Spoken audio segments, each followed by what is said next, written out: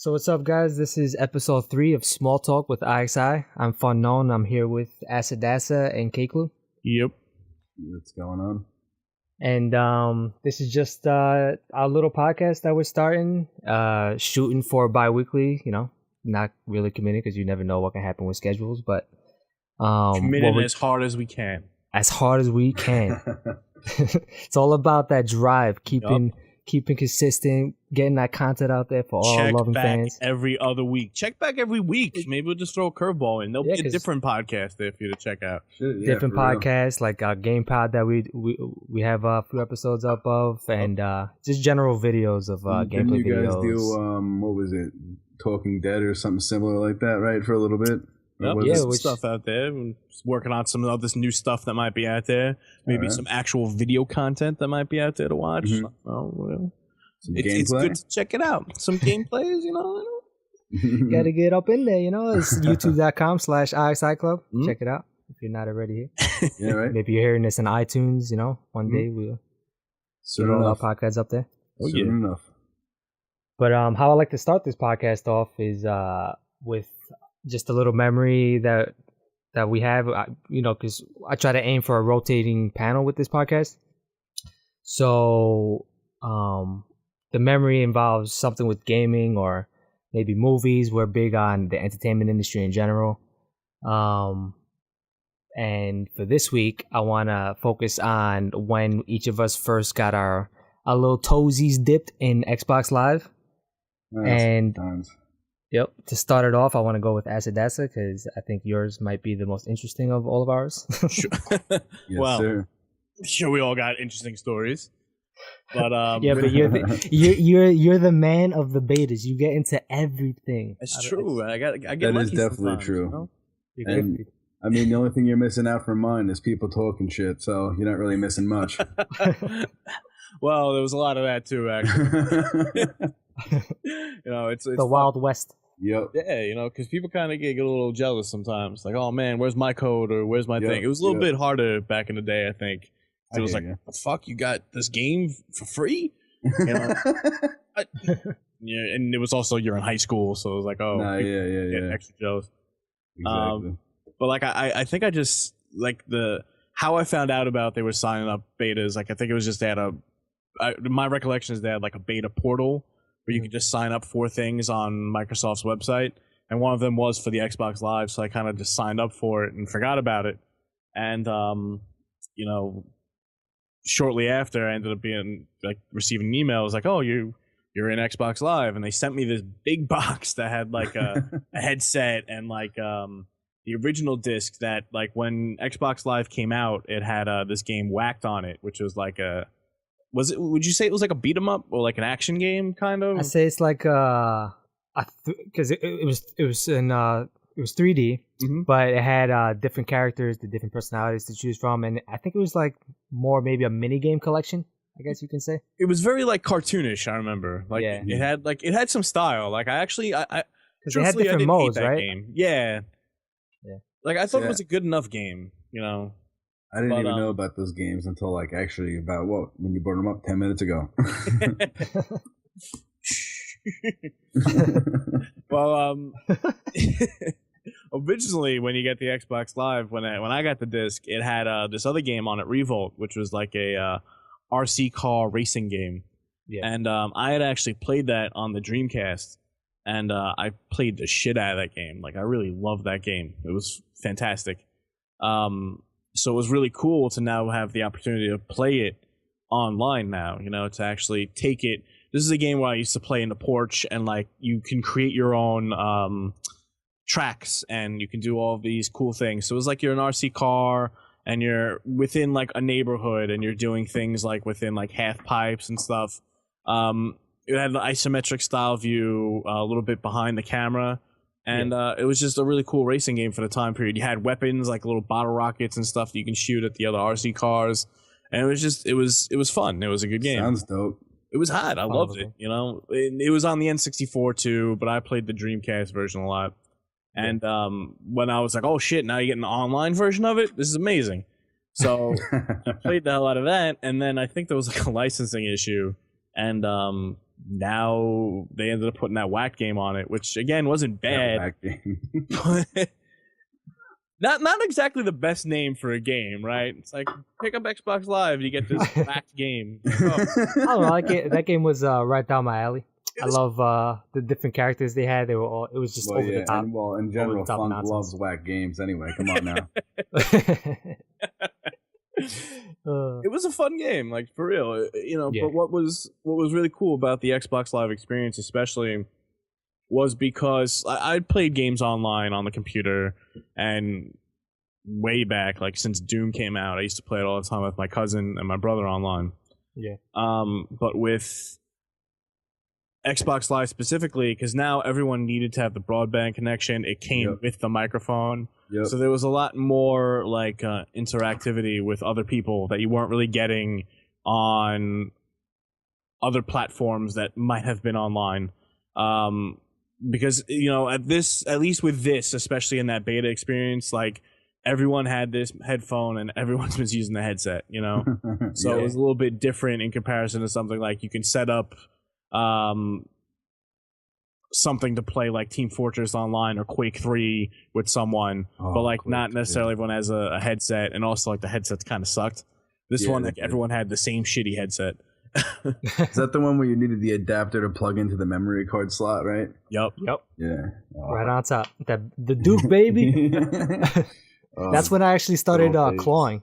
You know how that where you hold your finger on the where you push the face buttons with your pointer finger? Mm-hmm.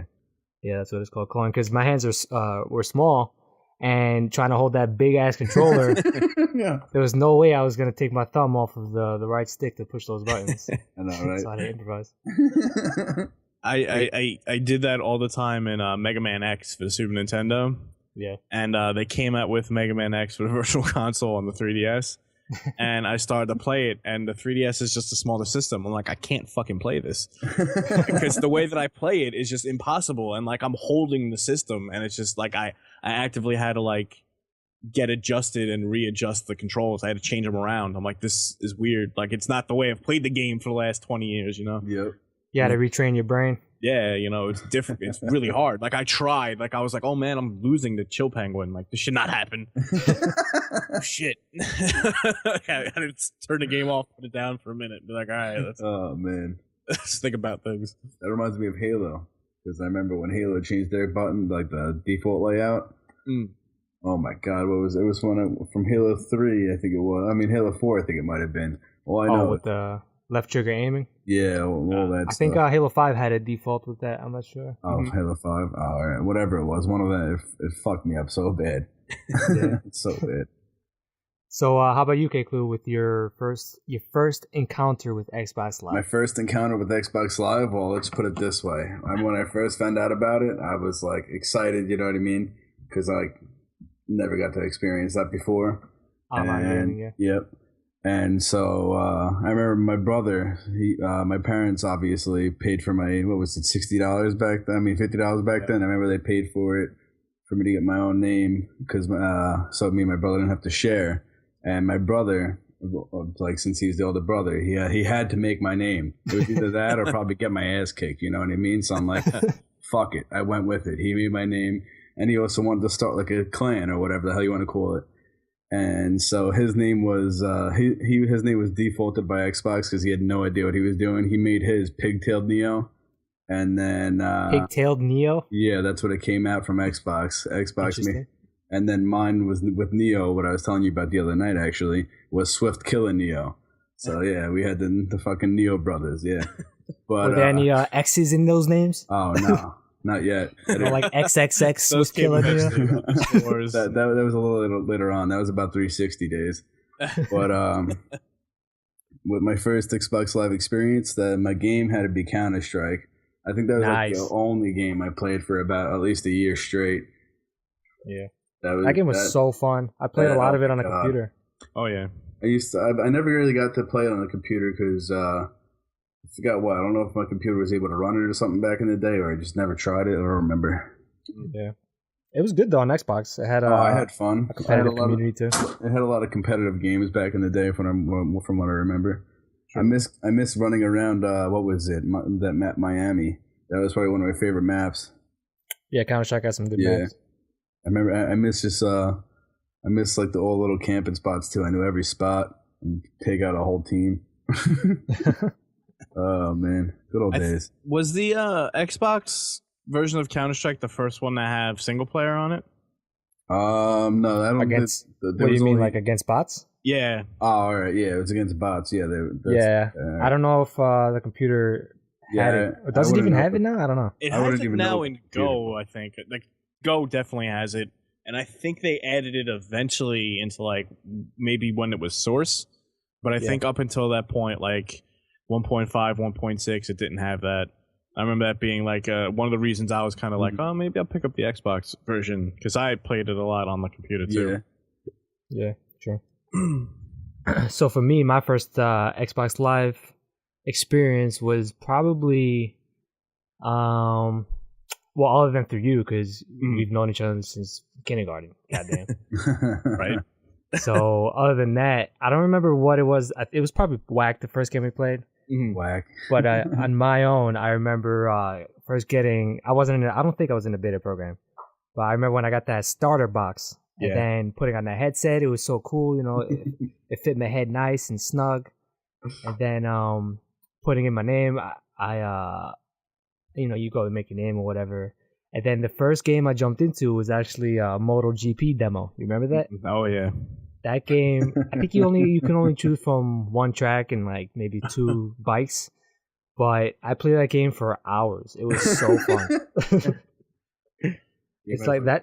That's probably one of my most played demos ever. I miss when demos actually used to come out on disc like that. You know what I mean? When you actually go get them from the store. Yeah. There was a time period too when like the demos were kind of like a big deal too. You know, like. Oh yeah, it's definitely true. Now you get betas that are basically demos that come out like a week before the game. It's like, man, this ain't a beta. Oh man. But yeah, that's pretty much it. And then the rest is history, you know. Then I forgot what year it was, 2003 maybe, but Unreal Championship. Remember that game? You guys played that? Yep. That was like my favorite arena shooter back then. Yeah, and then a few years before Unreal Tournament on the computer, I put an insane amount of hours into that game, just messing around, facing worlds, favorite map. Strange Love. You remember that rocket that you can shoot and then your character rides on the rocket and you control it around? Mm-hmm. And then not too much. Your character would just go woo. It was pretty fun. Man. Good games. But yeah, so that's our Xbox Live experiences, and the rest is history. You know, we're all still playing on Xbox and obviously other consoles too, but we all still do our at least me. Mostly. Yeah, like our multiplayer gaming with each other, like GTA or whatnot. Is mostly on Xbox. Yeah.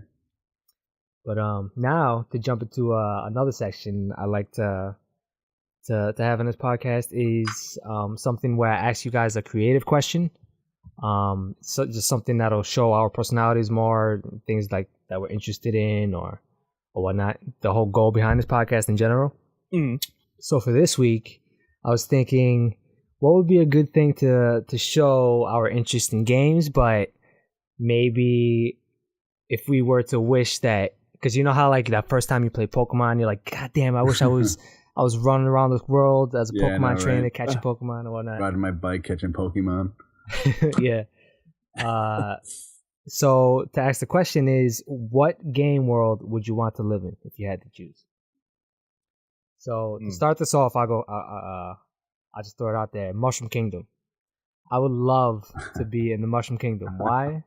Because everything is so colorful, it's so jolly.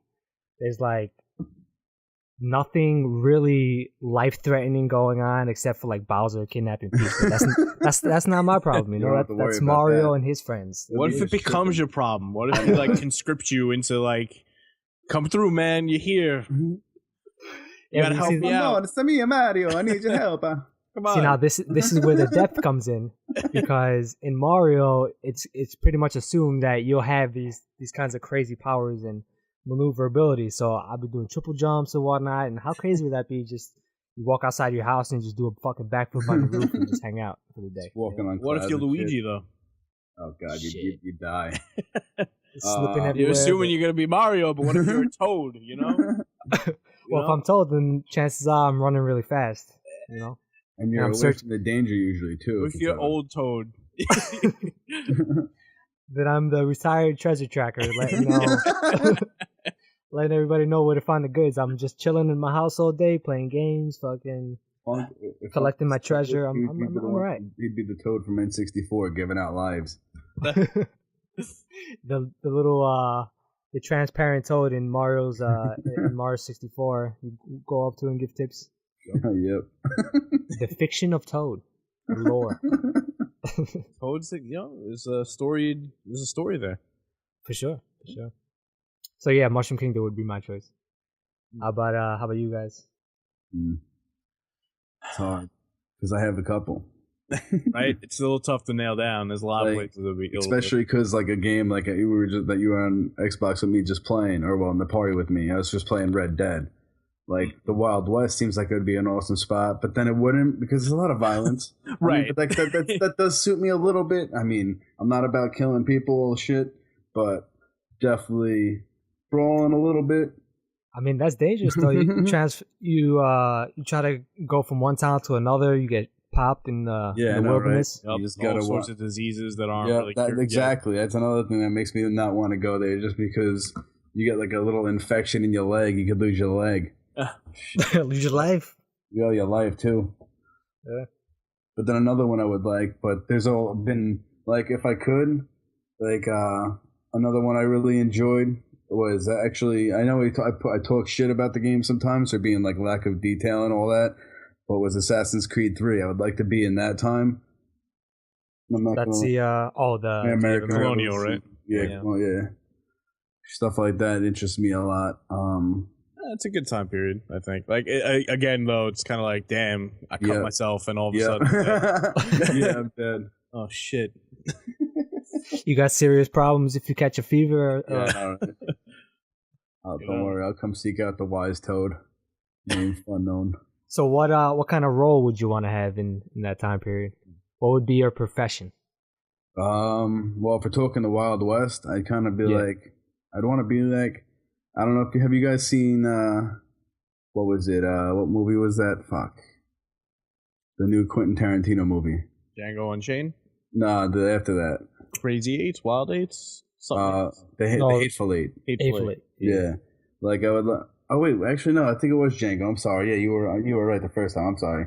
I just had a brain fart. Yeah. Well, Hateful Eight was also the Western, but I'm talking about, I would like to be the bounty hunter like that, like how he disguised as like the dentist doing stuff like that. Yeah, just killing bad guys all day.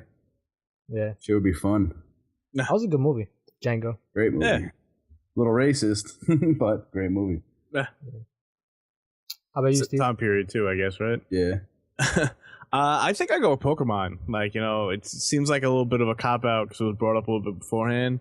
But like, if you think about that world, like you have all these Pokemon doing things for you, and like you get to like what is your life? Like, oh man, I'm 13.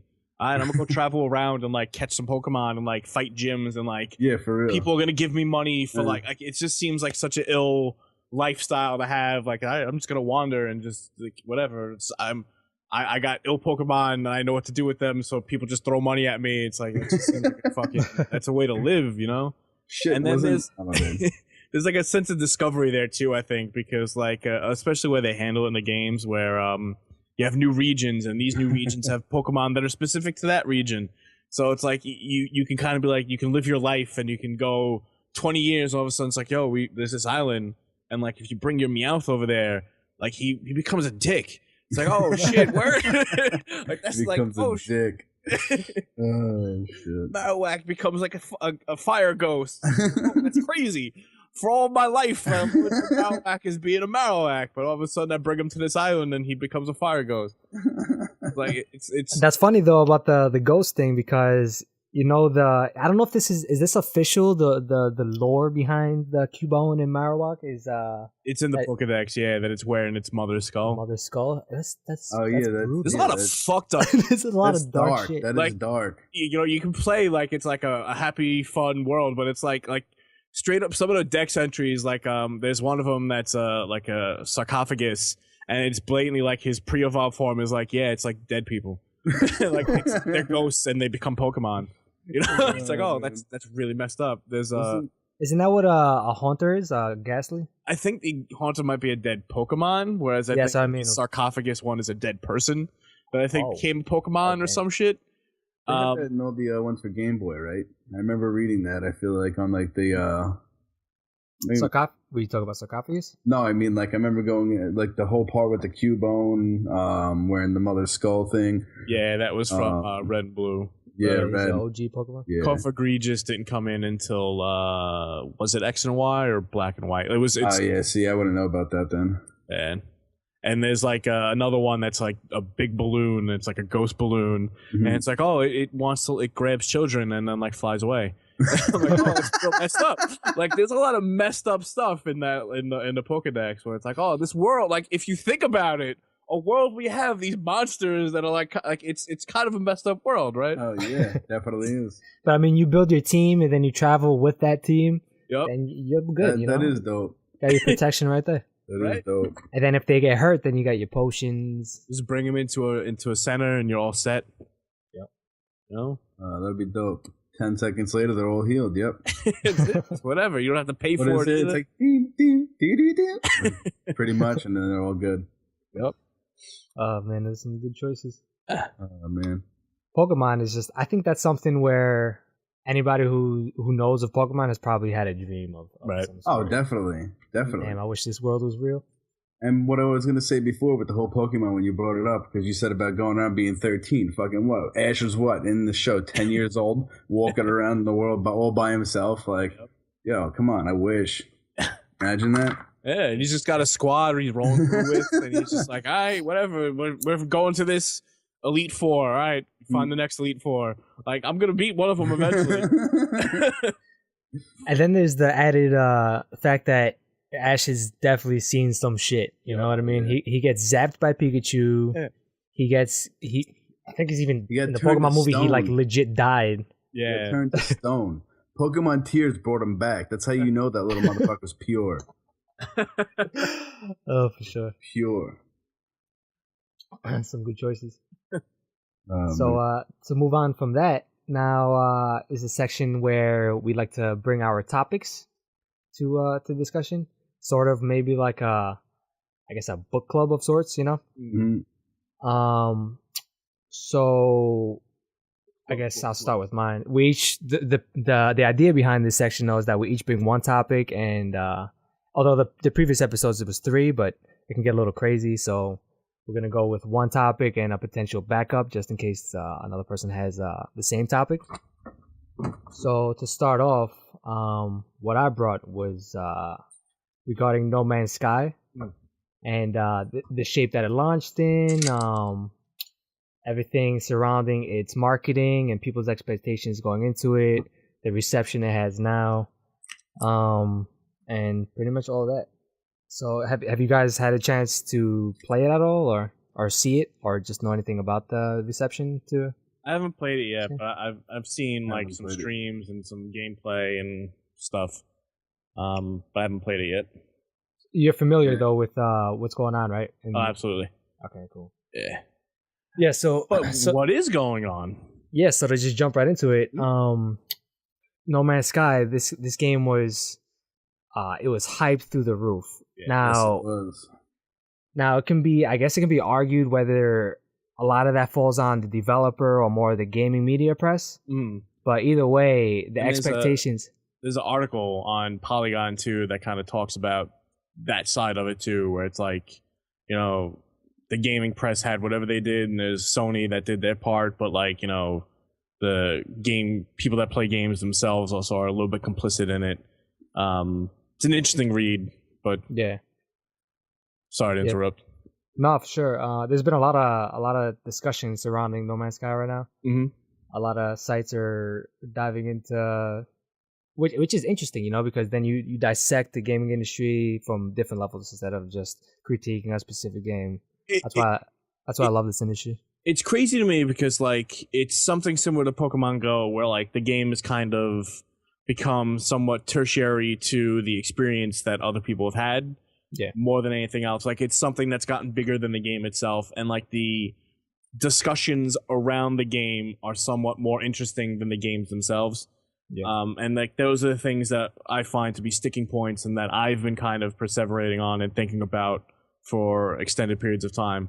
Like No Man's Sky, like I know what the game is, and I know it's not really for me, and I know I don't have much interest into it, but like to watch like the surrounding stuff and like people's reactions to the game, and like just like the way in which even in a week, because the game came out at this point as of recording like last Tuesday, just to see how some people have kind of like the way their attitudes towards the game have changed. And like, you know, it's a game that's been in development and like advertised and out there and pushed for like 2 years, over 2 years almost, really. You know, it's been on the E3 show floor. It's been a heavily, you know, promoted game. And then just to kind of like watch all this stuff kind of happening, you know, to be an outside observer is like an interesting place, because you don't really get the opportunity to be in that position that often, you know? Yeah, for sure. And then to go off of the showing at E3, yes, like 2 years ago this game was shown off. And there's definitely something to be said about showing a game too early, whereas something like Fallout 4, where it was only shown, I think, like 6 months before it came out, had the marketing campaign, there was a lot of buzz around it, then it came out, and it was received how it was received. Right. Now, to plug real quick, on our Game Pod, our other podcast you can see on the iXi Club channel, we dove into expectations for an episode, the marketing machine, and personally, I feel how if a game is gonna, especially a game or just new games in general, I'd personally rather them come out with the marketing machine closer to the launch, so then we don't have a situation where it's like too hyped up.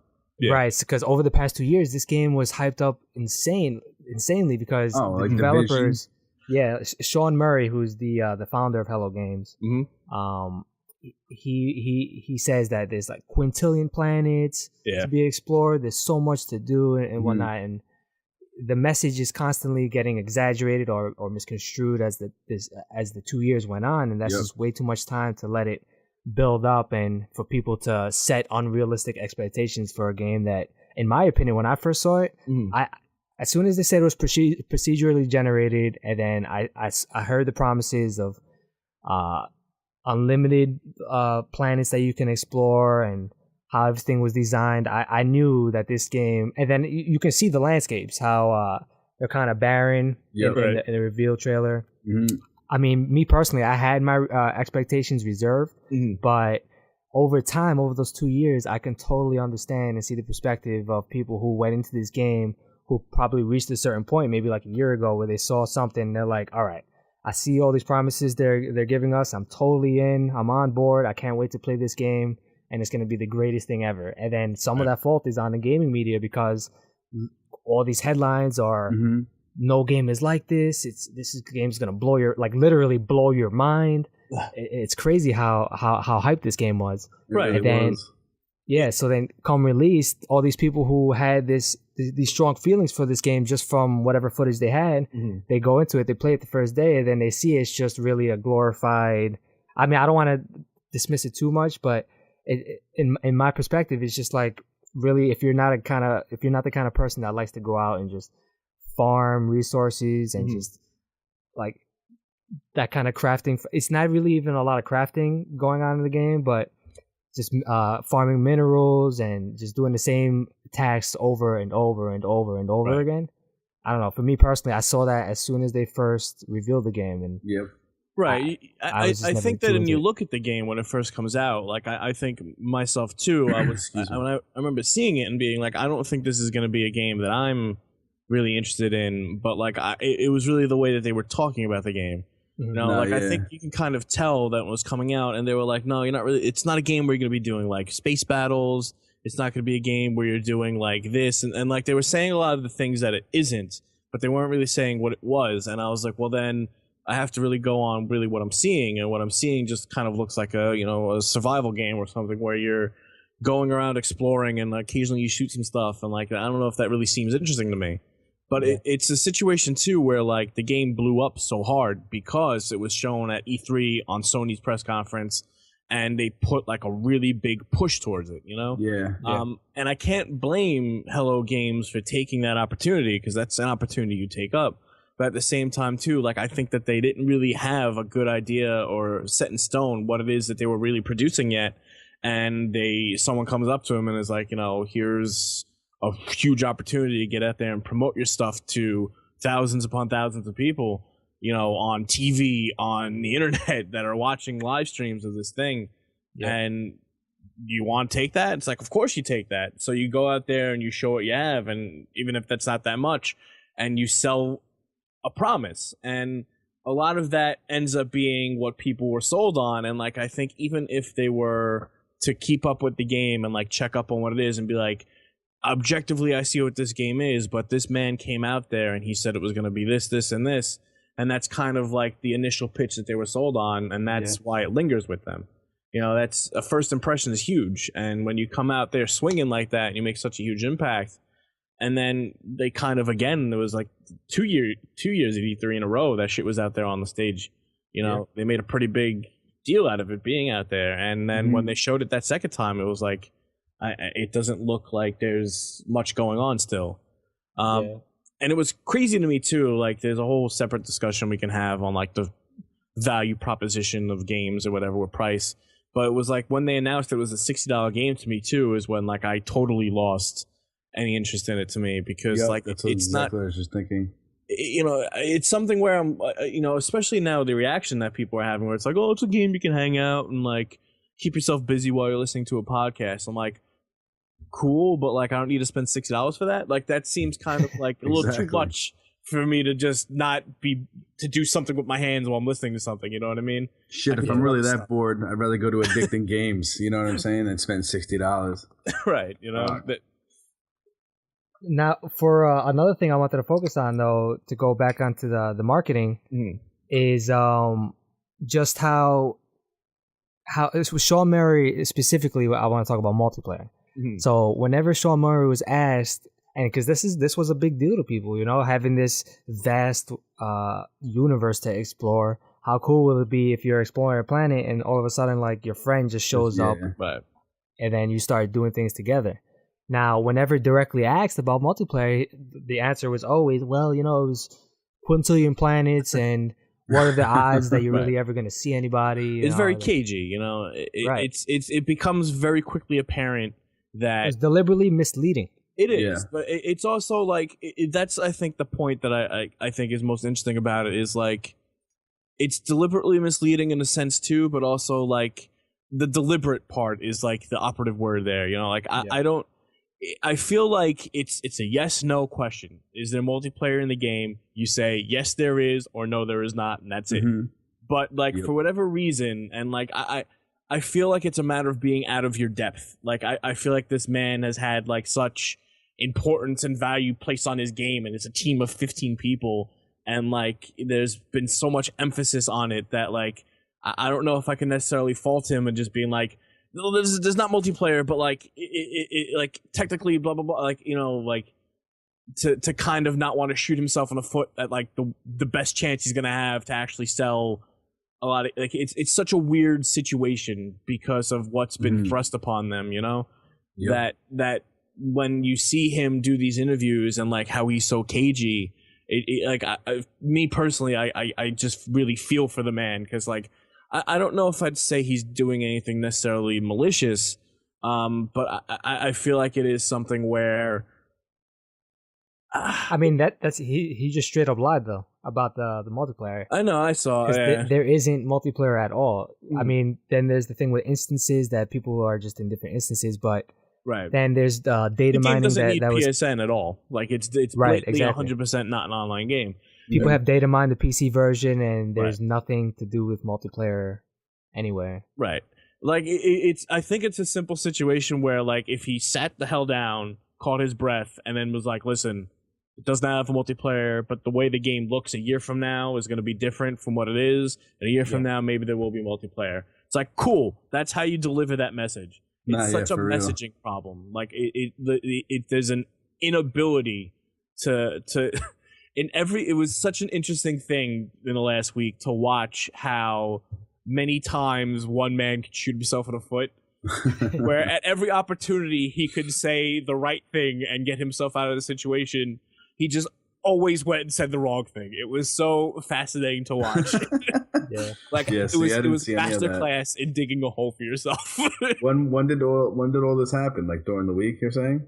Like a little bit before the game came out, because there was a whole bunch of stuff that was happening that we didn't. Yeah, there were leaked copies, people getting it early too. Right, and then they had a big day one patch, and in this big day one patch, they added a ton of shit. So like the game that you had, if you were someone that bought the game, and there were people that like went to these stores that sell games at a street date, and people that went and reviewing it, and they had went and bought the game, or they got the copies early, or whatever. And it's like looking at different games. If you play the game prior to the patch and the patch, it adds so much shit. And it's again like a weird situation, because like day one patches are something we've gotten so accustomed to, and like we're so used to being there.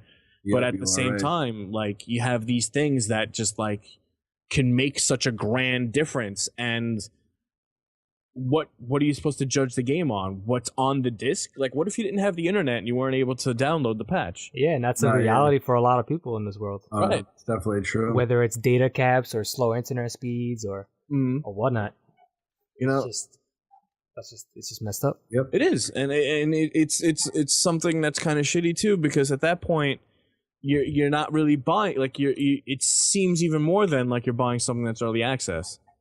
That's going towards one of my topics that I had, putting out games that aren't finished. You know what I mean? It's just ridiculous. It's something you've been seeing a lot this year too. Oh, right? Of course. Not even this year, since Xbox, since this generation of console coming out. Right. Like I remember, my examples were like Halo Master Chief Collection was one of the bigger ones. Mm-hmm. What else did I have? Like NHL. I don't know if you're big into sports games, but one of mine was NHL 15.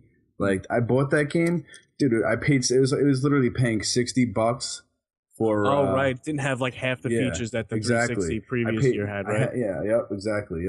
I paid $60 just to be able to like play online against my friend and play my cousin locally. Right. You know what I mean? Like it was fucked.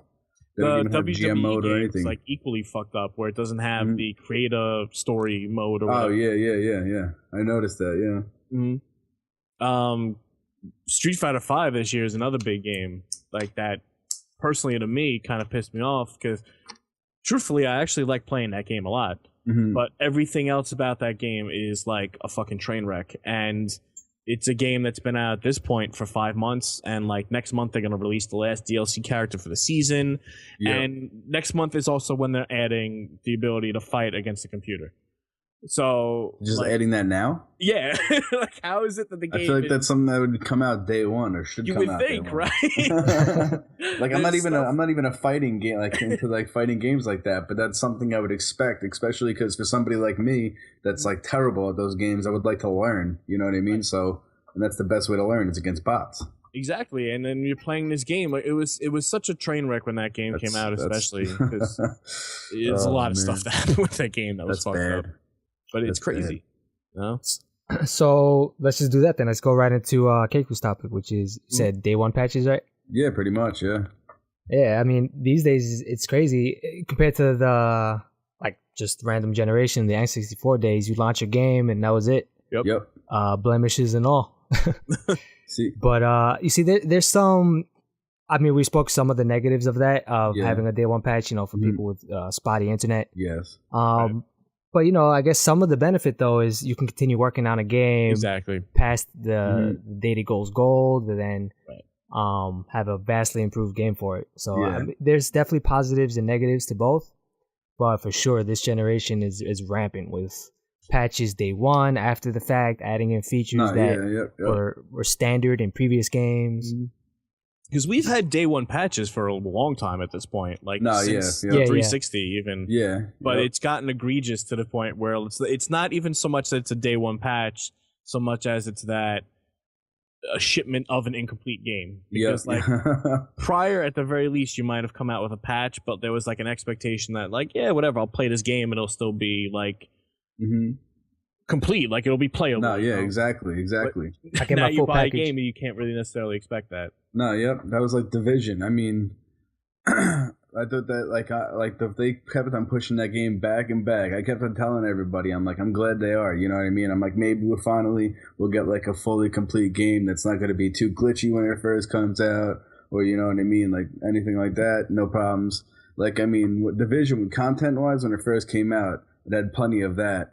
But the glitches alone, oh my god! Like I remember just like walking along. Like I have a bunch of clips of them that I sent to Funk. Like I'd be like anytime you send me those clips are hilarious. Oh yeah, dude. Acid. I freaking revived one of my friends once. I think it was Noonsy. I have a clip of reviving him, and then when he was revived, he literally stayed in the down position, and he was like just sliding, shooting from the down. Yeah, shooting from the down position, and every time he'd be moving around, he'd be just sliding around like he was just sitting on his ass on ice. You know what I mean? Just kind of like literally just sliding. So many little glitches. Like one time, I had a glitch where what was it? I saw a dog. It was like peeing on like a guardrail, so I shot towards the dog. And then it just like barked at me, and then literally it just like fucking took off running fast in the speed of light. Just literally just disappeared. I have that clip too. I think I sent you that one. It was just horrendous, the glitches that when that game first came out. I mean, I haven't even played it since, just because I don't know. I just lost interest because too much grinding and all that. Yeah, the style of game. Yeah. But these day one patches and delays and whatnot, that's why another big title coming up and was recently delayed, Final Fantasy 15. I don't know, I'm getting a little worried about.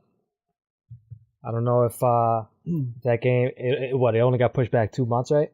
Yeah, it's on November 30th. So I mean, which game was it? I'm sorry, Final Fantasy 15. Oh yeah, Final Fantasy 15.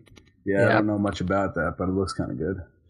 Apparently, it was so recent sketchy. Though too. Like it got delayed. It was coming out in less than a month. It was September 30th, and then all of a sudden, like this week, they're like, "Oh no, it's coming out November 30th." Yeah, you know. And I mentioned before to like when we were having a little pre-discussion, it was a little weird to me, especially because like they put out a press release too, where it's like, "Oh, it's not going to affect our quarter."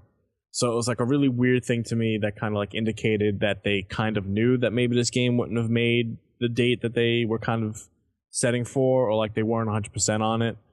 Yeah. And like just the fact that they kind of went forward and still marketed it and all of that stuff. Like it's a very weird situation with that game because it's been in development for such a long time. Like at this point, literally like 13 years. What was the last Final Fantasy that they came out with? 13. The trilogy, was it? Yeah, it was like Lightning Returns. Was that on like 360 or was it? Oh no, they made one for actually Xbox One, didn't they? They ported Final Fantasy 10, 10-2. Oh, wow, all right. And I think they're doing like an HD 12. Yeah. And like they've come out with the MMOs, like the 11 and 14, but those they don't really count. I think 14 came out before the trilogy finished, right? With Lightning. Yeah. Yeah. This one was originally, so when they came out with, they had this grand vision for Final Fantasy 13. It was like the Crystal Novalis, whatever they were trying to do. And it would be like you had the Final Fantasy 13, and then there was Final Fantasy 13 Versus, and then there was like Final Fantasy like Type 0 or whatever. So Type 0 ended up becoming like Final Fantasy Type 0. Final Fantasy 13 came out, and then Final Fantasy 13 Versus eventually was delayed for so long it became Final Fantasy 15. Yeah. So it's like a really weird development cycle they've had going on with that thing. Yep. So I mean, we'll see how it plays out, but I don't know. I don't have. I'm not going into it expecting the greatest Final Fantasy game ever. Right. See, to me, this would be the first Final Fantasy I would actually be hands-on with. Because, I mean, like, growing up, I used to actually sit there and just literally watch my brother just play all these games. Like, Final Fantasy 7, I think I watched him... I didn't watch him beat it, but I definitely sat there for countless hours watching that shit. The only thing I ever really enjoyed, though, that I actually played was... what were the birds called in that again? I remember doing the racing. The chocobos. I always call them a dodo. Always. But, yeah. The chocobo racing was dope. Mm-hmm. That was my favorite. So how about you, Steve? Any topic that you feel passionate about? You wanna talk about? this is kind of like a new thing that happened this morning. I want to say they announced Metal Gear Solid Survive. Oh yeah, Survive. Yep. And like I'm trying to like kind of still articulate my thoughts on it because there's a trailer out there and like they like IGN has like a little bit of like a summary of what like the plot synopsis, like what the beats of like the game are supposed to be. So like, have you guys played Metal Gear Solid 5? Parts of it. I still haven't beat it yet. I'm kind of, my backlog is fucked. I played a bit. It's basically like a alternate reality or like alternate story thing. So like, who knows to what degree like Snake might even be in it or whatever. Mm-hmm. But it's like somewhere between like, there was Phantom Pain, Metal Gear Solid 5, and there was also Ground Zeroes. It's like Ground Zeroes happens and Phantom Pain. Somewhere between there's like an event that happens and like these dudes get transported to like another dimension or some shit. Yeah. And they're in this other dimension and there's like these zombie things and it's like this 4-player co-op game. And it doesn't really look that bad, I don't think. Like it's reusing some of the assets of Metal Gear Solid 5 for sure. But like for like a side story type thing and like for a game that they've also come out and said is going to be sub $60, like it doesn't look like the worst thing. Mm-hmm. But the reaction has been really strange, because I think a lot of people had been expecting that Metal Gear was kind of dead. Kojima left and Konami more or less left the video game industry. They're working on pachinko machines and whatnot now. And they had shown, I don't know if you saw this either, like a Metal Gear Solid 3 pachinko machine. Yeah. And like they used the Fox engine to like make it look really pretty, and like there's like people that have doing like weird dissections of the video that they've produced where like you can see like spots where it's like, oh, I think this was originally supposed to be a game because there's a spot where you can hide and like all this other stuff. And people were kind of like, oh, well, this is what we are not going to get anymore. We're never going to get another Metal Gear. But then they ended up coming out with this thing, to Survive. And a lot of people are just like, absolutely against it, not even attempting to give it like a shot. They were just kind of like, Kojima's not involved. I don't want anything to do with it at all. And to a degree, I can kind of understand that. But also it's weird to me because it's a situation where, taking the game at face value, there's like these zombies and there's like the kind of like I don't know if it has survival or not, but like it's a little bit more action focused. It doesn't seem to go too far off from what Kojima has done, even in Metal Gear Solid 5. Mm-hmm. Yeah.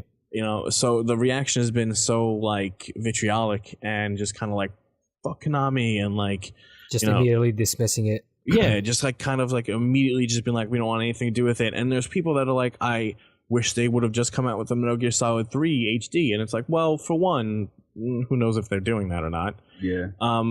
But for the second, like that's kind of a shitty thing too, right? Because that's just, here's a high definition version of a game that you've played before. At least this is something new, and it's just such a weird reaction to me. And it seems like they're setting the expectations accordingly, that it's not absolutely a huge, expansive new Metal Gear Solid, like Metal Gear Solid 6, Right, it's a side story. They've gone out with the trailer and said, like, listen, it's not going to be $60. It's going to be, they didn't say a price specifically, but they said it's going to be something below 60. Probably like 40. I would expect 40, I think, Mm-hmm. But it's just like people have just kind of come out there and it's just the announcement of the game was enough to like set people off. And they were just like, you know what? I want nothing to do with it. I would think that if they were going to make another Metal Gear, they would do the safest thing possible and just make like another game that was just sneaking. And like, I'm looking at some of the reactions people are having and it's just so crazy to me because right. It's like, why would you want them to do the safe route?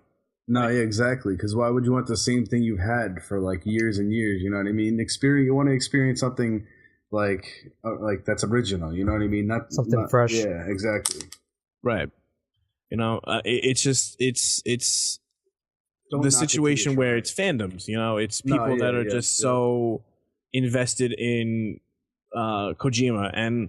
I feel like Konami has kind of had a rap that they've gotten since the whole Metal Gear Solid thing where they're a company that was giving every indication of more or less leaving the video game industry. They saw a brighter pasture somewhere else, and they decided to go a separate route. And people just kind of Konami took the brunt of that. For better or for worse, deserved it or not, people side with the auteur, which was Kojima. They don't take into account, I don't have a problem with Kojima, but the truth of the matter is Metal Gear Solid was a game that was in development for a very long time and cost a lot of money, and they don't really see things from the reality of the situation, where it's not so much that they were they threw Kojima away and they dishonored him or whatever crazy nonsense. It's they Kojima wants to make games. We want to make pachinko machines. These things don't align anymore. What is the pachinko machine? It's like a gambling thing. You ever watch Price is Right? Yeah. Yeah. What's the name of their pachinko game? The one where they have that chip and they drop it. Yeah. It's like that, but bounces around a little bit. There's little balls and stuff that you're bouncing around instead. Gotcha. For me, I'm excited to see where this game goes, though. Just from we were talking before, just from an outsider's perspective, just to see how the industry moves forward with it, because it's similar, I feel, to Federation Force, Metroid Prime, where it's not the game that people want. Because in this case, it's a little different because people expected the franchise to just be dead. But regardless, it's similar in the fact that it's just not a game that people wanted or expected, especially for the next game, if there is going to be a next game in the franchise. Right. So I'm interested to see how, if they have the expectations set going forward, if maybe it turns into something like Revengeance, where there's a little lukewarm resistance to it initially, but once people got their hands on it and noticed the experience that it had to offer, people came around to actually liking it. So who knows, maybe this will turn out to be a fun co-op game in the Metal Gear franchise. I would really hope so, but the truth of the matter is that I feel like people if they're this dismissive of it, and the reaction has been so far overboard, that it needs to be something where the game needs to be essentially perfect. If there's any flaw with the game, it needs to be a flawless game, because that's what it needs to take to overcome that level of that wall. You're right. Yeah, people are definitely guarded for sure. They're so guarded going into this. There's something that I was looking up. I don't know if you guys know who Danny O'Dwyer is. He works for GameSpot. He wrote this morning, it was on Twitter, I'll just read his tweets. It's if nothing else, the trailer for Metal Gear Survive has been a fascinating insight into how many of you are blind Kojima fanboys and fangirls. I remember the same ideas being thrown around when Left 4 Dead was coming out. Give the developers a chance. Not sure I've ever witnessed such a bullshit contrarian response. The Big Boss story is over. Surely a spin-off is a smart option. Yeah. And I really couldn't agree with that anymore. If the story is done, and the worst thing you would have wanted was for someone to continue the story of Big Boss. That's the continued complaint you've made, is don't touch Metal Gear. Kojima's not involved anymore. I don't want a Metal Gear that Kojima is involved with. So they've made a side story. That's the way in which they can continue it. And this way everyone would be happy, right? Mm-hmm. So it'll be... the thing is, to me, is just give it a chance. Keep an open mind. Don't go into it automatically trying to hate it like people do. Shots fired right now, but how people do with Zack Snyder and Batman and Man of Steel. I'm telling you, Man of Steel is one of the best superhero movies. I'm telling that is a fact, at least in my little bubble. I don't even watch superhero. I don't even watch superhero movies that often, and I actually really enjoyed Man of Steel. It was a good movie, man. It was a good movie. I mean, I also went in with it with no hype whatsoever. Mm-hmm. So that's the thing, is keeping the hype in check, your expectations. Keep it grounded. Right. Same thing for Batman vs Superman. A lot of people friggin' hate that movie, but I literally went in with no hype with that movie. I honestly I went in with negative thoughts in that movie, just because of all the negative things I heard about that movie. And when I finally saw it for myself, I was actually it was a little long, and there was a couple little corny parts, but enough to get but I still really enjoyed the movie. Just to put it that way. Like what was it? That whole part with Martha, right? Or both our moms are Martha, so now we're all of a sudden we're best friends. That part was blown up. That like, I mean, I know a lot of people talked about that, but I'm just saying, it's just like, oh, word, now we're best friends. Like, yeah, yeah, there was definitely some cheese, some at least some design choices I disagreed with. No, yeah, but overall, I love the movie, and I did too. Yeah, as long as you go into something with an open mind, I think not automatically swayed one way or the other. Because even if you go into it wanting to like it, then you come out saying it's the greatest thing ever, then it's really not. Then that's just as bad as the opposite. Right. Don't be so set in your ways. Like it's perfectly fine if you're not into something, but like just don't be. But recognize too when you have some like a little contrarian backlash as well, and like you know, kind of being a well-rounded person is confronting that and like analyzing that and reflecting on that in a bit, you know. And then kind of saying like, you know, sometimes too, like, you know, it's something when you think about like reviews and whatnot too, where it's like if you have a game that's amazing, it's like really easy to write a review for, or if you have a game that's absolute garbage, it's really easy to write a review for. When you have something that's middle of the road, it's really hard to write for. No, you're right. Yeah, it's that nuance. Yeah, you know, it's something where you have nothing to say at that point. But like, think about something where if it makes you feel so angry, or like if it's something that upsets you, or the fact that you still felt something, and like what it is that like start from there and kind of take that to be like what it is that made me think this way, because it elicited a response from you, and that's in a way a success. You know, it may not be the best possible success, because clearly they would probably want you. You know, it depends on the thing. Sometimes they want you to be upset. You know, but you know, the opposite reaction would be feeling nothing. So you came into it and you felt something. Why did you feel that way? And that's ultimately the goal of any entertainment medium, where it gets you thinking about whatever it is it presented, analyzing it, and which leads to more impactful discussions, you know? Definitely does. Because if you're more open-minded, it's less arguments. Right. And just everything like that. Because, I mean, that's all, less shit flinging. Exactly. Sure. Yep. Exactly. And more just discussions, getting down to like analyzing certain parts and how you feel, how do people receive it. You're right. I also take the time out to pimp out, like, check out the YouTube channel, find out this really nice Batman for Superman podcast. It's pretty good. Check it out.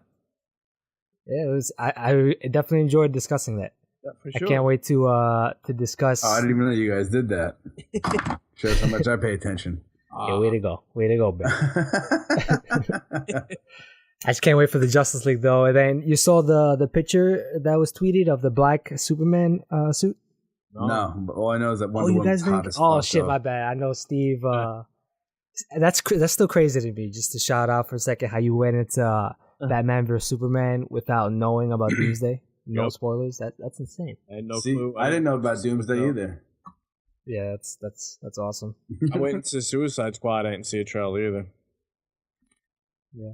We're doing a call Suicide Squad. I still haven't seen yet. What do you think of that? Would you say it was worth to go see or what? It's coming out of the movie. I thought that it was like aggressively mediocre. Yeah. But it's been something that consistently since I saw it when it came out.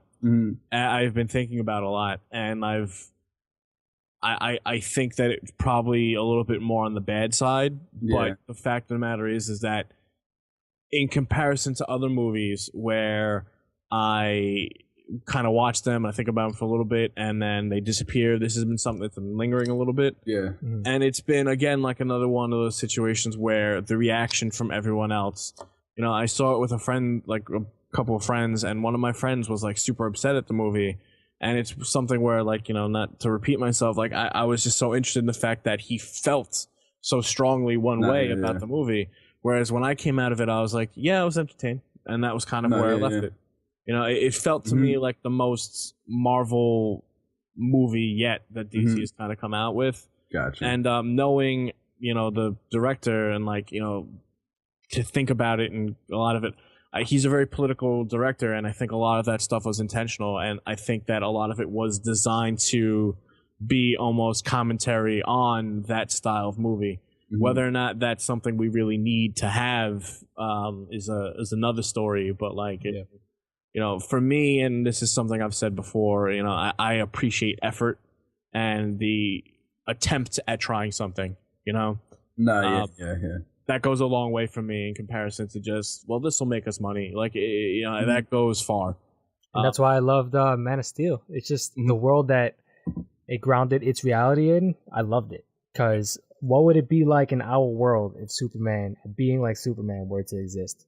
Right. It was fascinating to me. Yeah, it would be pretty much what that movie was. Yeah, for sure. And it tries to tell a story with that, like to kind of be like analysis. Like, there's something to where I've seen people make the argument of, do you need another movie that's about like what if superheroes were real? And it's like, well, at its base level, no, but like that's why this movie did a little bit. It's the further going with this, and there's more to it. There's a little bit more depth in there. It's not just like, what if superheroes were real and like people really died and shit was real dark and edgy. Like, it's really not that. That's not really the direction it goes. It's just another way to dismiss dismiss a movie that they would have liked to be designed differently. Right. It's a critique of that genre, and it's like, well, think about these heroes that you're thinking about, and that's, I feel I feel like we kind of brought some of this up on other avenues, but like, you think about these people that you have, and certain characters you think of in one way, and it's like, well, think about this character and this construct that you have, and it's like, well, would it really be this way? Or like, is this person really, what makes this person so different from the person, the people that they're fighting, there's a little bit more of morality and like a lesson or whatever. There's like something, there's a little bit of meat there to actually have and discuss in comparison to something else where it's like the action figures are fighting, that's really kind of all that it is, Yeah. All right, that was a nice, interesting discussion, and it went all over the place, but I liked it. It's good, yeah. That's how it goes, man. Tangents are accepted and appreciated. And that's the thing that we're trying to do with this podcast is keep it fast and loose, keep it off the cuff, pretty much, and just keep the discussion going. Yes, sir. That's how it is. For now, I want to jump into a little game, which I've been thinking about lately, and it is, I don't know, I don't really have a title for it yet or anything, but the idea of it is there's 3 categories. I'm gonna give you guys 3 franchises, and then you got to put each franchise into one of these categories. The categories are Magnum Opus, which is you want one more game out of this franchise, but that game is gonna be mind-blowing. It's gonna be amazing. It's gonna be a 15 out of 10 gaming experience. That's Magnum Opus. For the next category, it's Eternal Rebirth. What that is that the franchise is it stays alive, it keeps going on, but you have varying degrees of quality. So maybe one game can be decent, another game could be really good, or you just don't know. You just take it for what it is. You like the franchise, you just want to keep getting new installments from it. And the last category is Cease and Desist, which is cut all the cords, stop it, end the franchise right now. You already know what I'm thinking of. We don't need another game in this franchise. Oh, man. A lot of people are going to hate me for this. All right. So, to get us started, the first 3 games I thought of was Call of Duty, Battlefield, and Rainbow Six. So, to start off, Clue, what categories would you put each of those games in? Definitely. What was it? How do you say that? The Magnum Opus or whatever. Yeah, the Magnum Opus. Yeah, whatever. But definitely Rainbow Six for that one. Nice. And then what was the Battlefield 4? I mean, well, you just said Battlefield, right? Battlefield and Call of Duty. Battlefield, I would like for them to keep making on a consistent basis. Keep them good, though, obviously. And then the one that just goes away forever and never, ever, ever makes a return, Call of Duty. That game died out after Modern Warfare 2. And, yeah, just keep it dead. One of those. Nice. Just keep it long gone, please. Yeah, for me, I think I just immediately agree with your list. Like, for me, I don't need another Call of Duty. I'm good. Yeah, no. Even though the space direction seems kind of interesting. It does seem interesting. I will agree with that, but it's Call of Duty. How much different could it be from a game that makes the same game every year? Right. So I'm good with Call of Duty. They can close it down right now. Yep. Rainbow Six, I feel like they're on the right track with Siege. Although some design decisions I would change, but maybe the microtransactions and whatnot. But I feel like that franchise, if they gave it one more game, phenomenal, through the roof Rainbow Six game. I'm glad for that. Yes, sir. And I agree. Battlefield is a good franchise where you can tap into like tons of different timelines and errors and just keep pumping out decent quality Battlefield games. Plus the 32 versus 32 online on Conquest. Yeah, that's amazing. That's a totally unique experience that not many games offer. So, sure, it's a good point. Good point. How about you, Steve? I think the multiplayer point you brought up is actually really good. Because truthfully, like, it's difficult because, like, you know, you brought up before, like, you know, Call of Duty. Like, it seems like Call of Duty is the one that's like, please stop. Yeah, but at the same time, too, they're the ones that like you brought up. They're the ones that have kind of been trying new things more than the others. You and I, You know, they're going to space. They've done future warfare. They've done modern warfare. They've done World War warfare. They did cyber warfare. Like, they've kind of like at least attempted. At the end of the day, it's still hold left trigger, pull right trigger. But yeah, the identity is still pretty much what it is. But like, they've at least put it into novel scenarios and environments. And you know, I actually kind of thought that Black Ops 3 was pretty good. I know a lot of people didn't like it very much. I didn't even play it, but I thought it was pretty hot. I'm into like the cyberpunk type stuff in general anyway. But like, I thought that game was really cool. I heard a lot of good things. I heard a lot of mixed things, you know, but for sure. And I think they tried a lot of really cool things. Like, they've attempted to do things and tell a story in a new and novel way. That's a good point. The single player, right? That's definitely the 4-player co-op. They innovate where they, I guess, see fit. Right, and that's like kind of like the stressing point for me is because at the end of the day, the multiplayer is always the same. You know, whereas something like Battlefield, you have a 32, and that's where the differences I think really kind of lie at. And the shooting mechanics are. Right, you have the vehicles and all this other stuff going on. Like with Battlefield 1, like it looks like they're doing a lot of cool stuff with the environmental damage and stuff with like all the horses, baby. You can pretty much destroy everything now. Yeah, that's cool. I feel like if they didn't come out with Battlefield 1, it would be a lot easier to like throw Battlefield under the bus and then say like that's the one that like cool with never having again. Because it's always been the modern setting and they haven't really tried to do any of that stuff. No, I feel but it becomes a little bit harder with this. So I feel like I'll probably say no more Call of Duty, but like it's real close, I think, with Battlefield. I could agree with you on that a little bit. Yeah. So cease and desist for Call of Duty for you? Yeah. And then Battlefield, I think, is the one that like I'll be like, yeah, keep pumping them out. Like, but for Magnum Opus, I think that's got to be Rainbow Six. Nice. Because Rainbow Six is like, I really like that series a lot, and Siege was very disappointing. And I can really stand to play a good game that was something that was like a platform, like, you know, Julian said. Yeah. That's something they consistently kind of like develop and improve upon as they're going forward. You know? Since you actually played, you played Siege yourself, right? Mm-hmm. You said. So you could answer me this. I mean, I read online a little bit. I haven't even played the game at all, just because coming from I'm like literally growing up a big Rainbow Six. I've been playing since OG Xbox. Mm-hmm. So like once I heard about everything online, like I heard that there was only 3 different game types, if I'm not mistaken. Oh, it launched. Yeah, the launch was very barren. I played it when it came out. It was pretty much an empty game. I redboxed it and I kept it for like 3 days. Yeah. So I didn't play too much of it past that point, but like when I played it, there was like nothing to do. You were playing with. It was also a game that no one was playing either. Yeah. So when I was lucky enough to connect to a game, I was always doing the mission by the house that they showed at E3. Yep.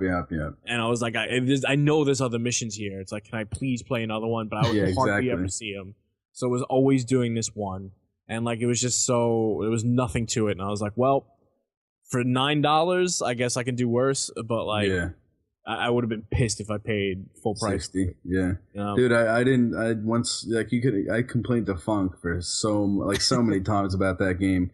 Because like you were so looking forward to that game. I really was. Like, because I was. I mean, you might be interested to check it out now. As a side note, if I could get it for like $10 maybe. It's been on sale a lot, but I don't know if it's been like under 30. I think it's been usually around that price. I don't even think I'd pay 30 for that, dude. You know what I mean? Because the only thing I would find worth playing right now is the terrorist hunt. That's the only thing that would interest me.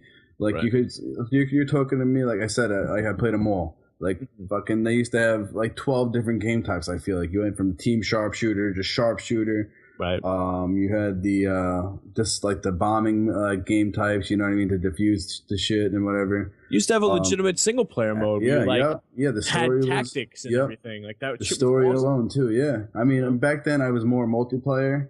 I mean, I did play the story when I in Vegas 1 and 2. I played those. Mm-hmm. And because like I said, when I was younger, so I got those games when I was like 13, 14, so I was more into like just like the online shooters, you know what I mean? Mm-hmm. So I never got to experience the old campaigns for them, which I'm sure they were awesome, you know what I mean? I'm just because I'm a fanboy anyway, but I think they're on Xbox Live backwards compatible now, right? Vegas 1 and 2 are. I've played those, but I play the shit out of those shit. Those games were really fun on the OG Xbox. Going back to our Xbox Live discussion, going all the way back to Black Arrow. That was that introduced me to.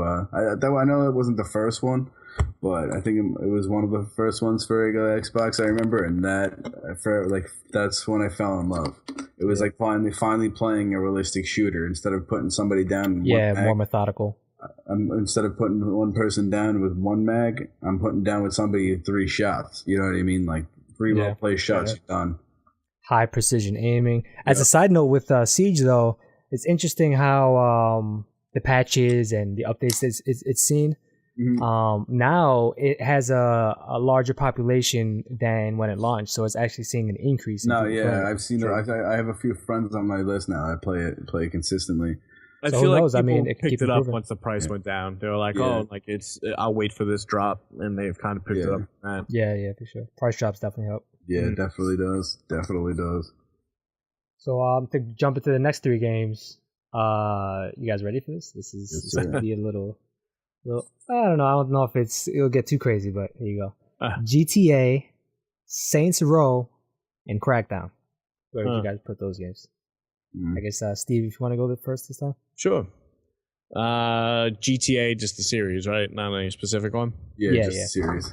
Alright. I think for Please Stop, or the what's the terminology for the kill it? Cease and desist. Cease and desist. Give the DMCA order to to Saints Row. I love Saints Row. But when 4 came out, like I needed it to stop because 3 was really good, and 4 I was like, oh, you're treading water and you're just redoing what you did, and it's not as funny anymore.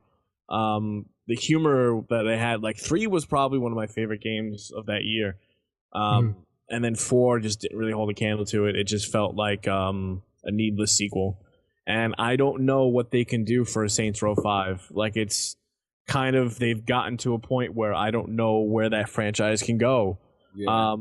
And reboot it entirely, like it's something that I know a lot of people have kind of discussed before, but I don't know where it could go, and if the only direction is further into wacky zany territory, I'd rather it just stop. All right.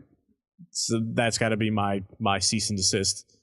As for magnum opus, I think I'd probably have to go with GTA 5. Ooh. Or GTA. This will probably upset some people. I like GTA enough. I'm not that big on GTA. So, like, I don't really think GTA has ever been that great. So, like, if you actually give me one that lives up to the standards that I think people hold them to, I think that'd be cool. but like, I've just never really been that deep into GTA. Like, I've played them all. 5, I think, is probably the one that like I got the most into. Yeah. But also 5 is where it really started to see a lot of the cracks and how like some of the jokes are outdated and like they're just the storytelling style and the humor style of the Davids aren't really like something like, it just seems like 2-year-old South Park or something. Like it just seems very like, oh, you're taking down reality stars. It's like, but it's 2014. You know, like is that something I need in my life? Like that's not really novel anymore. I feel you. So that's your magnum opus. Yeah, and one more phenomenal GTA. Give me them GTAs all day. Just keep going, make them happen. Give me them crackdowns. Just make them. I just want to run around and collect orbs all day. Oh, that's your Eternal Rebirth crackdown. Yes. Okay. Let me get them crackdowns. Come out with them crackdowns. Don't make them like 2. Please. Absolutely not. Oh man, that's so funny. Because like I'm a little biased when it comes to Crackdown too. I mean, I enjoyed 1. I don't think I ever fully beat it, but 2 was whatever, fucking bland. So what would be your categories for those games? Category for me, since I mean I'm kind of biased. I'm saying that again with the Crackdown, so don't get mad with me. I'd probably make that my magnum opus or whatever the fuck you said what word was before. Yeah, magnum opus. Magnum opus, and then GTA would be my what was the hold again? The Eternal Rebirth. Eternal Rebirth. As long as they keep them good, though, you know what I mean. But if they like. And then cease and desist. Well, that's the thing with Eternal Rebirth. You might have a bad one. You might have a good one. That is true. That is definitely true. But and then cease and desist, I would definitely have to agree with Asadasa on this one. Saints Row. That's an easy one. Because the last one I enjoyed was 2. I mean, 3 wasn't bad, but my favorite to this day is 1. You can't get any better than the multiplayer, bro. At least I know somebody here will know about it. Asadasa, I'm hoping you will. Yep. Protect the Pimp. Come on. Yep. Oh my god, it was a good time. Yeah, it had some cool modes for sure.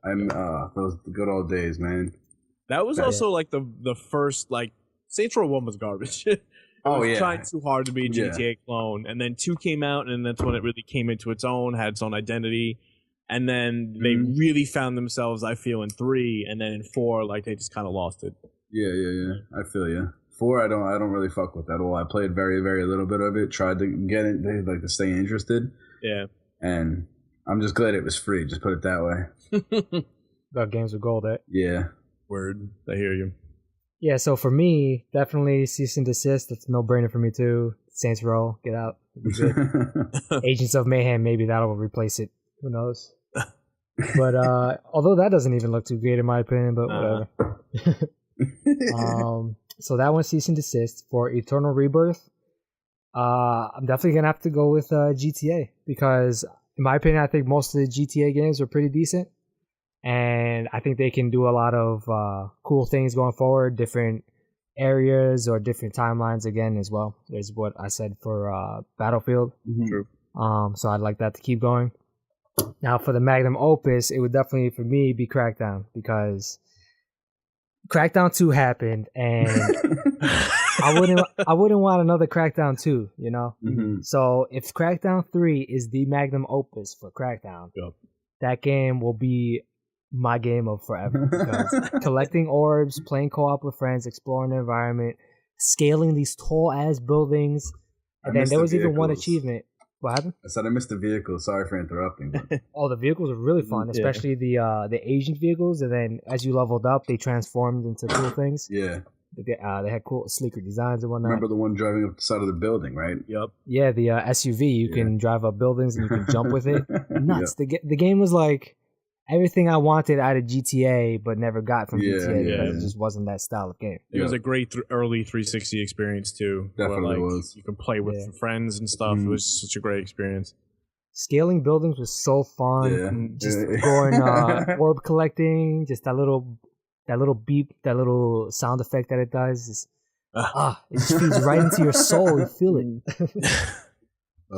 You know, the magnum opus concept is interesting for this particular discussion too, because like we live in a time period wherein you can have a game as a service and it can really eventually live on in perpetuity. So like if you have something like Crackdown and it was a game that was just so good and they supported and they just kept supporting it and then like maybe supported that and ported it to other consoles or something, that would actually be really great to have, you know?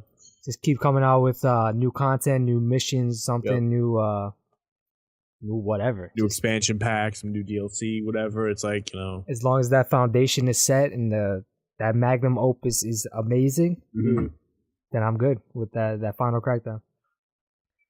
Now, for the last 3 games, let's get a little interesting right now. We're gonna travel into the Mushroom Kingdom. I saw Nintendo. The 3 games are Mario Kart, Mario Party, and Mario and Sonic at the Olympic Games. So, what do you guys go with? Whoever wants to go first. I'll go first since I'm like the least experienced out of you two with Nintendo. Cease and desist on the Olympics. What were the other 2? Is Mario Kart 64? Kart and Party. Oh well, Mario and Party.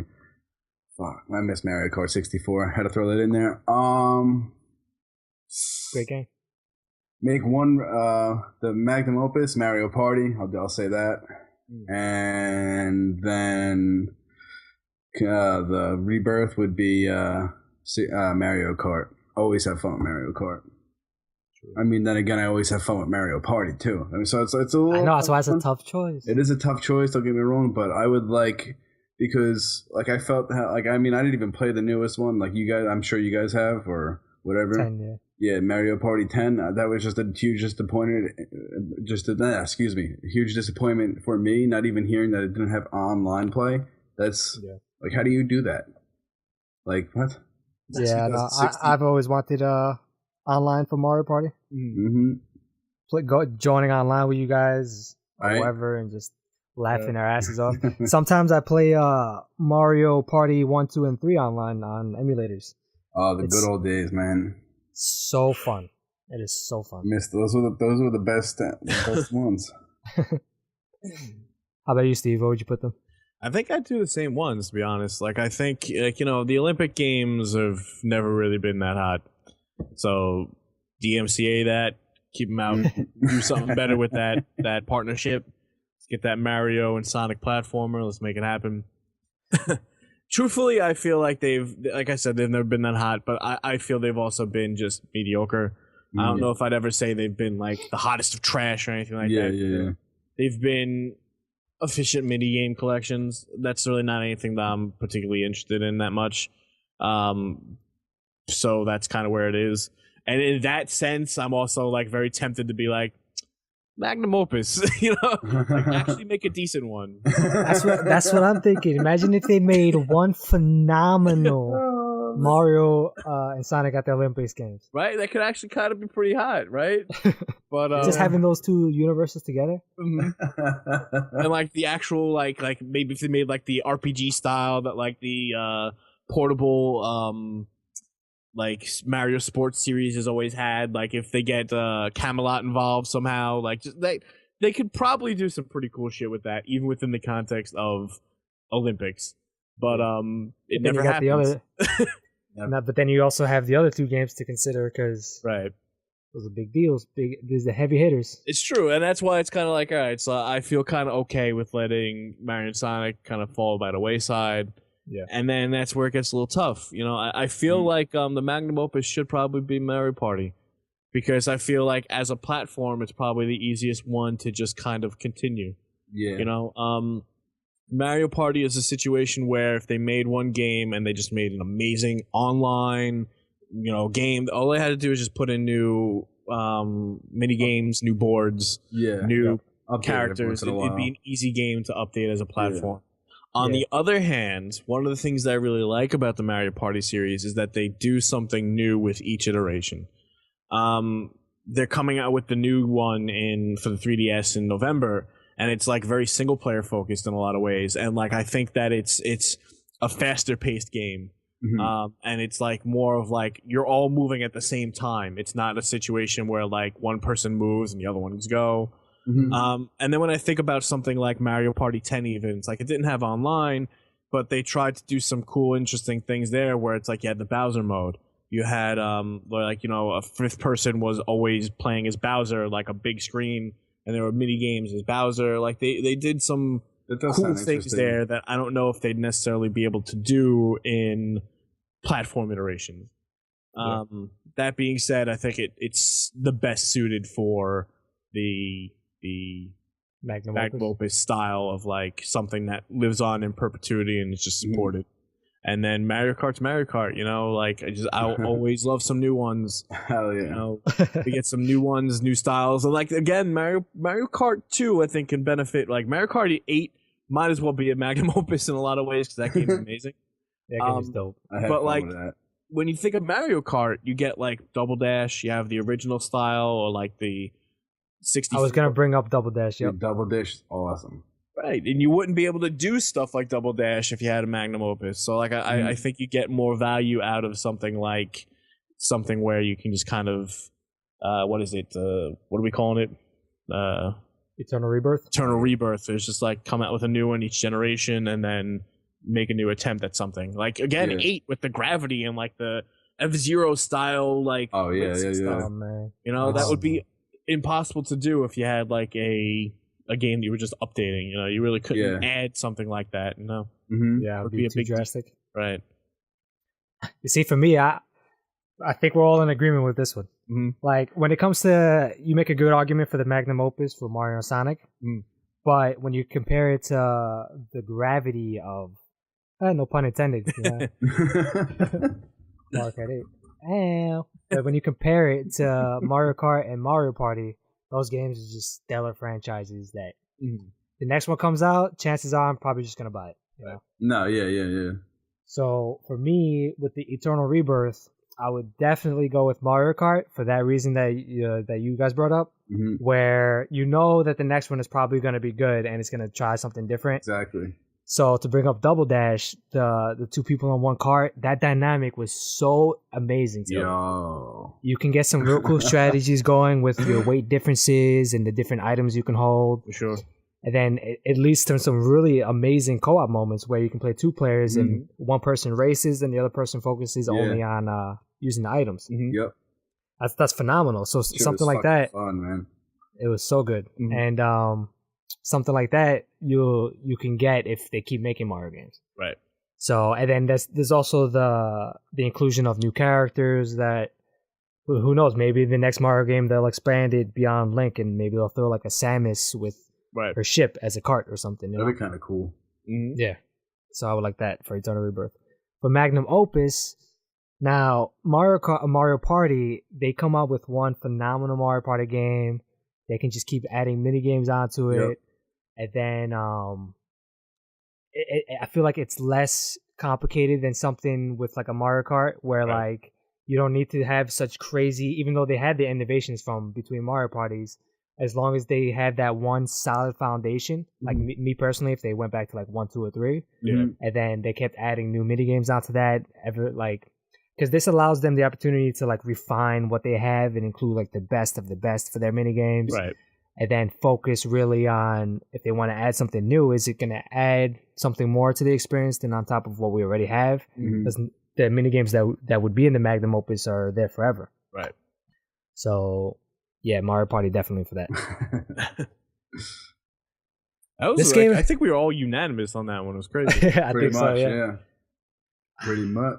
It was a fun little game though. That was the last 3 games that I had, but I feel like we can supplement any games into this little fun. I mean, I'm a little biased when it comes to Nintendo because the last like Nintendo system I actually owned was the GameCube. I would say no. So I had the Wii U. I mean the Wii. I'm sorry, I had the Wii U.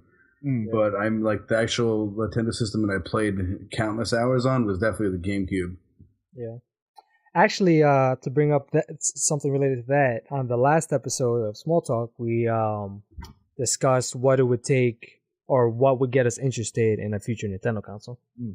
So that'd be something interesting to check out if you guys are listening to this now and want to hear more of like Noon and Muddy were on that episode. So if you want to hear more of their bagel insight. Discussion on that one too.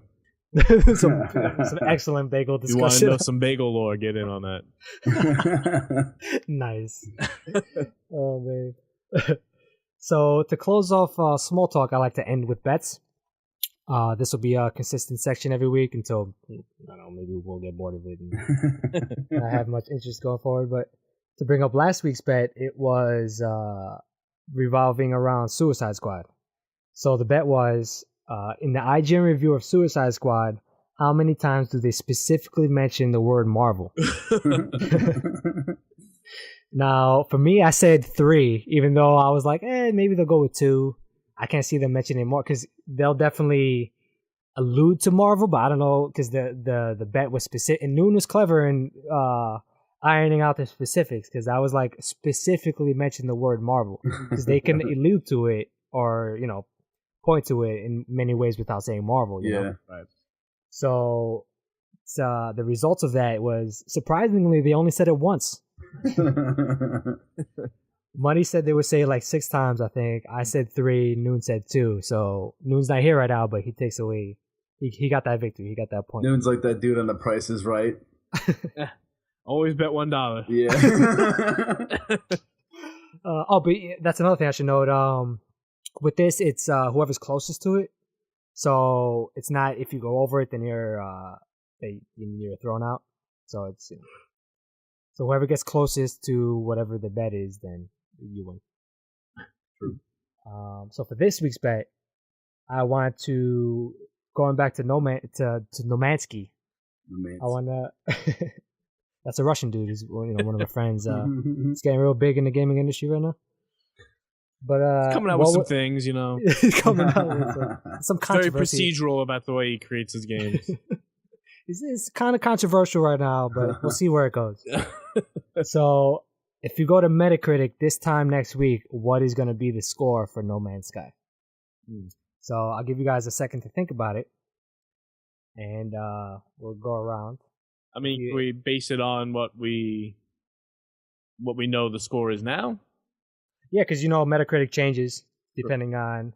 I don't know if every review is out there yet. I still think there are a lot of I don't even know what the score is now technically, but neither do I. But it fluctuates, so There'll I'm not expecting be some other ones that are coming in soon because I think there's like places that want to put more time into it. Yeah, review in progress. Yeah. So I'm just gonna go ahead and say I'm gonna get around and give it a 6.5. So it's on a 100-point scale, right? Metacritic. So you'd be like 65, you guess. 65. Yeah. I thought it was out of 10. I see. That's a good bet, though. I think that's. I mean, I don't think it's gonna be too bad, but I don't think it's gonna be too great. Mm-hmm. Yeah. It's tough it's a tough one because a lot of the reviews have been so effusively positive, and then there's been some that have been the opposite. Yep. It's very tough to gauge where a lot of the future reviews are going to come and land on. Mm-hmm. I'd say probably somewhere low 80s. So let me say 82. Let's go with 82. See, damn, I'm not going to change my answer because I had it locked in my mind, but I think it's probably going to be somewhere between you guys. I'll probably be out of this. Mm-hmm. But I'm going to go with 56. 56. Just because I feel like there's going to be those reviewers that are going to skew it lower. Because even though there is a lot of positivity in some of the reviews right now, especially going along to say it's like, oh, this is not your kind of game, right? Or whatnot, and rating it positively. But for me, I don't know. Maybe the lower. I'm hoping to win this bet, not for the benefit of No Man's Sky, just for this bet, just for the bragging rights. Are we going with the community score or the reviewer score? Let's go with the reviewer score. All right. I feel like the community score probably going to be like a 10. Right? You get a lot of biased opinions from them. I think actually the reviewer score, the community score is probably like a 2 at this point. It's that's the people that are the most pissed off about it. No, yeah. And I feel like the reviewers were probably the ones that are a little bit more middle of the road, and they'll kind of be like, well, it's a good game. You can listen to a podcast and then just fly around and 2 hours are gone, and next thing you know, you put the game away and you continue doing whatever else. And I feel like that's something that'll get 4s or 7s and 8s. And I think that once you accumulate all of that, you'll probably be somewhere between 75, 80. So it's a tough one. No, you're right. It's a very polarizing game. So I mean, I'm also basing my sorry for interrupting, but I'm also basing my opinion anyway because I'm going in pretty much knowing nothing about this game. So. True. It's a good bet, I think. 65. I think you're still pretty good with that. What was yours? I gotta lock that in. Mine was 82. Clue was 65. 65, yeah. Yours was 50. Which is funny because it's just the reverse of Clue. 56. So you know what it is too? Is it's gonna be they're either gonna be high scores or low scores. You know, they're not gonna be. Not gonna get a 2 for this game. You know. So lock those in. We'll check back next episode for that.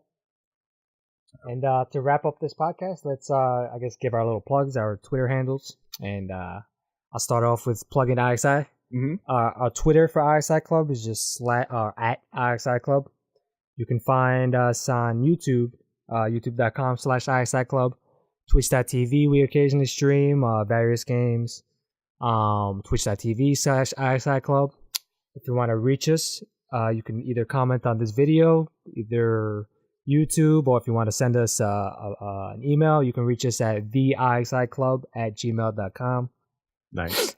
Definitely pimp out the email address, because the email address is something that if you got questions, comments, something you want to add, or you want to like hear what you think about some of the topics that we discussed, and then that's something we can address in either the next small talk or in a separate video. Like, definitely we want to get you guys involved as much as possible to whatever degree we can.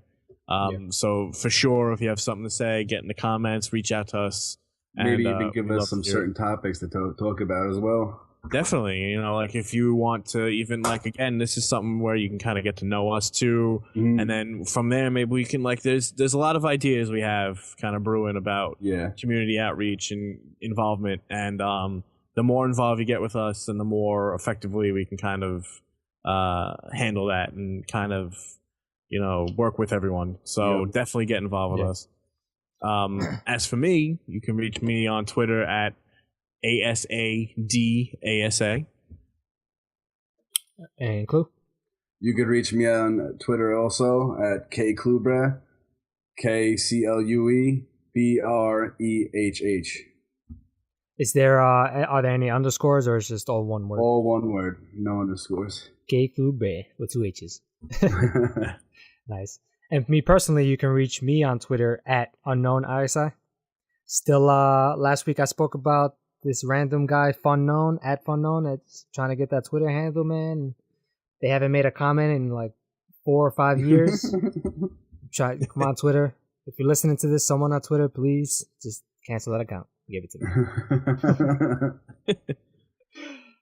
And with that, we'll see you guys next time. Have a good one.